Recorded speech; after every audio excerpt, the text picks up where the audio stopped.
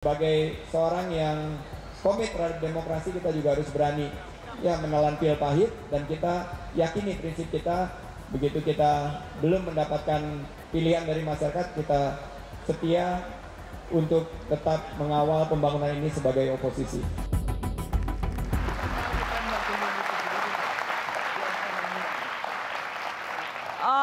Harus berani menelan pil pahit, itu pernyataan dan sikap tegas Sandiaga Uno. Saya mau ke Babe Ridwan Saidi.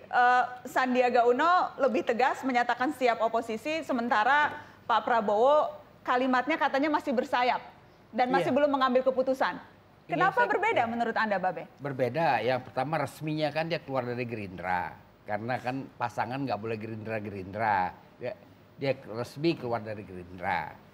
Tapi dia kemana nggak jelas. Jadi tidak ada kewajiban moral, resminya dia paralel dengan Gerindra. Nah pertanyaan dia memang lebih, pernyataan dia lebih vokal. Kalau Pak Prabowo itu agak susah kita mengatakan dia itu mau merapat ke Adian. Ya kan agak susah karena kutipan CNN tadi yang ditayangkan di sini menurut saya kalimatnya nggak lengkap. Jadi mesti clear dulu. Kalau kalimat yang seperti itu memang bahasa kuhandel, bahasa dagang sapi. Kalau kalimat seperti itu, tapi saya nggak yakin apa Pak Prabowo begitu.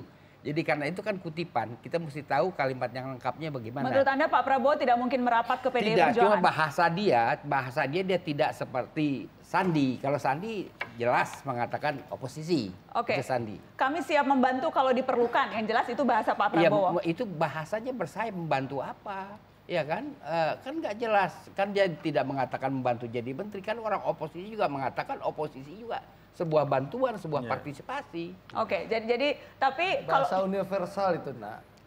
Kan nggak bilang Pak Prabowo kami siap membantu dalam pemerintahan, nggak ada ngomong begitu. Nggak ada. Jika diperlukan. Loh, kami siap di membantu DPR kita jika diperlukan demi kebijakan kepentingan rakyat, bukan masuk pemerintah. Itu jelas tuh. Itu kalau hanya satu pernyataan itu saja, tapi kan ada rangkaian peristiwa politik sebelumnya. Dan juga kemudian elit-elit politik yang lain. Saya ingin ke Bang Rocky Gerung. Bang Rocky Gerung, apa perbedaannya menurut Anda ketika Sandiaga Uno tegas bilang mari telan pil pahit kekalahan menjadi oposisi, sementara Pak Prabowo masih didiskusikan nih, kira-kira sikapnya akan seperti apa sampai Rakernas nanti diambil? Saya kira itu yang paling benar, menelan pil pahit. Supaya dia tahu apa itu politik gitu. Dan saya kira itu dia proyeksi bahwa pil pahit itu akan menjadi antibodi bagi dia ke 2024. Jadi dia belajar dengan baik dan melihat dengan sempurna apa itu permainan politik, bagaimana orang merancang kecurangan. Dia kaget. Nah kalau dia kaget kemudian dia tumbang, itu buruk. Tapi ternyata dia nggak tumbang. Jadi saya kira saya kasih poin positif pada daya tahan moral dari saudara Daya tahan moral? Ya, daya tahan moral itu kan. Kan kita bayangkan 2024 nanti politik itu akan masuk pada pertandingan value, nilai itu. Dan Sandi bisa mulai menginvestasikan sikapnya supaya dia bisa tuai nilai nanti di 2024. Kan sekarang orang saksikan ya kedunguan kalau saya sebut kan. Dan orang nggak mau saksikan itu lagi. Kan rakyat kan mestinya belajar. Jadi kita nggak mungkin anggap bahwa rakyat ini akan mengulangi menonton hal yang dungu hari ini. Jadi Sandi saya kira nunggangi itu. Menunggangi dalam arti dia persiapkan diri supaya nanti dia akan diingat bahwa dia melakukan politik atas dasar value itu. Bahwa kemudian dia digoda lagi itu urusan pil pahit berikutnya kan. Dan kesempatan itu menurut Anda tidak diambil oleh Pak Prabowo? Tidak, karena Pak Prabowo mungkin pikirannya adalah tadi seolah-olah jadi pendamai atau peneduh. Tapi sekali lagi ini kalkulasi kan. Misalnya Andre tadi sebutkan bahwa nanti kita lihat September. Oh iya, September itu Kongres. Bagaimana kalau Jokowi bikin reshuffle besok itu? Sebelum September, kan rugi kan? Jadi saling intip itu. Nah Pak Prabowo itu terlatih untuk mengintip peluang-peluang semacam itu.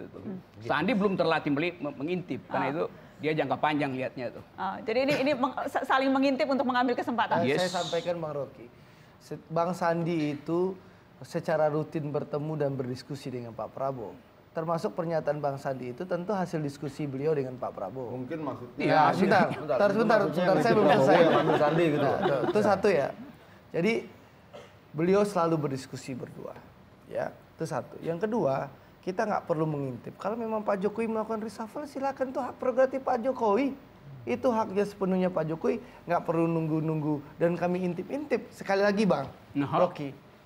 Nggak, ini bukan sekali, udah kedua kali ini. Prabowo dan Bang Sandi bukan pencari kerja untuk panggung 2024. Enggak, maksudnya Nah, gini. itu penting. Poinnya. Mungkin maksudnya gini. Nah, itu penting yang itu. ngintip Prabowo, yang ambil Sandi. Gitu. Gitu. Ya, Kan bisa aja. beda. Jadi saya ingin jelaskan ya, ini harus fair ya. Bentar, berbagi peran, Anda kan gantian, gitu. Anda bicara saya nggak potong. Tolong Anda belajar, saya bicara jangan dipotong. Ya. Oke. Ini penting ini demokrasi. Oke. Jadi saya ingin tegaskan lagi, Baik. Prabowo dan Sandi bukan pencari kerja untuk panggung 2024. Oke, Anda Gitu. menegaskan itu, Anda mau bilang siapa sih yang pencari kerja 2024, Bang Andre? Masyarakat bisa menilai kok. Siapa? Masyarakat silakan menilai. Oke. Sebut nama. Anda saja tadi nggak mau sebut nama gitu loh. Oke. Sudah, saya minta tanggapan Bapak. Sudah melihat sikap yang berbeda, minimal terlihatnya berbeda sekarang antara Sandiaga dan Pak Prabowo. Bagaimana melihat itu? Ya Pak Sandi karena beliau keluar dari Gerindra, sebagai individu tentu bisa lebih bebas untuk bersikap. Sikap dia adalah sah pada hari itu. Sikap Pak Prabowo bisa sah pada hari itu karena beliau pimpinan, tapi beliau memang lebih memilih dengan ucapannya itu menjadi multitafsir ya.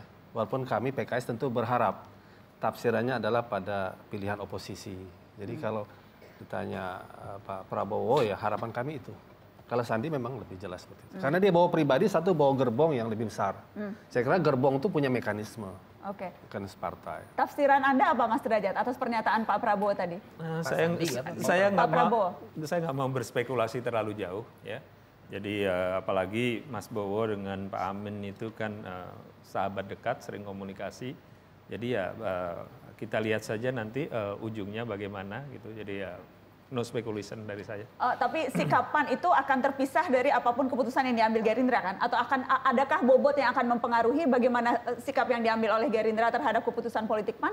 Keputusan politik PAN itu adalah melihat aspirasi dari bawah, aspirasi dari DPD, ya, kabupaten, kota, DPW di provinsi-provinsi, tentu juga para kader, para pemilih itu.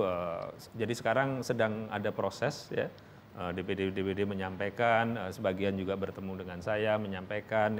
Jadi kita mendengar aspirasi itu dan aspirasi itu nanti akan disampaikan dalam Rakernas.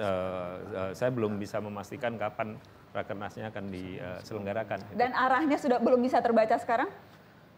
Seperti yang saya sampaikan beberapa hari lalu, itu sebagian besar, kalau tidak disebut hampir semua gitu ya, itu adalah biasanya kader PAN mendengarkan nasihat Pak Amin biasanya.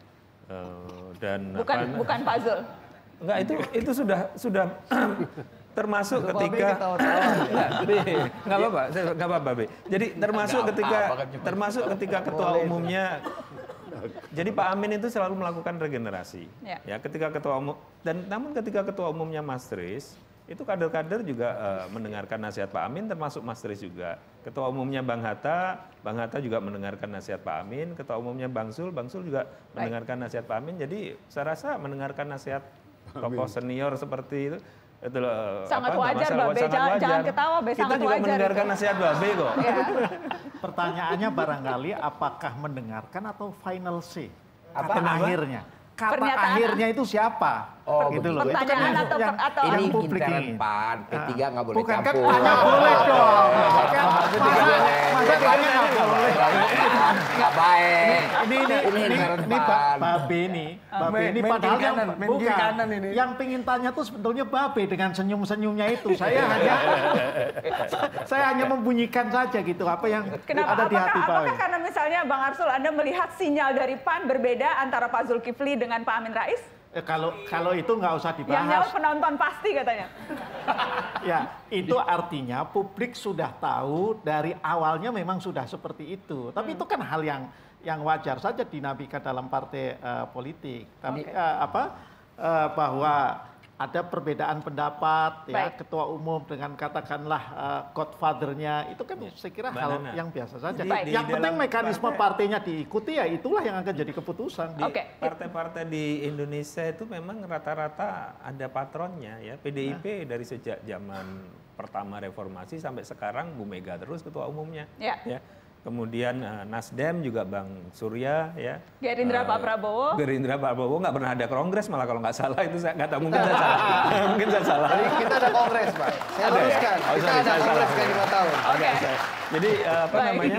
Setiap partai ada patronnya. Justru partai yang nggak ada patronnya itu akhirnya malah gebuk-gebukannya itu luar biasa. Kita lihat saja. Termasuk P3 lah. Oke. Ketua Umum dan Ketua Dewan Kehormatan kalau tidak salah. Pembina. Ketua Dewan Pembina Pak Prabowo. Baik, kita akan kembali setelah pariwara. Karena setelah ini menarik untuk tadi. Di awal saya sempat bertanya soal pidato visi Pak Jokowi yang disebutkan oleh Bang Rocky Gerung. Saya ingin kasih kesempatan nanti Bang Adian dan Bang Rocky Gerung berdebat soal itu. Pidato visi kemarin. Itu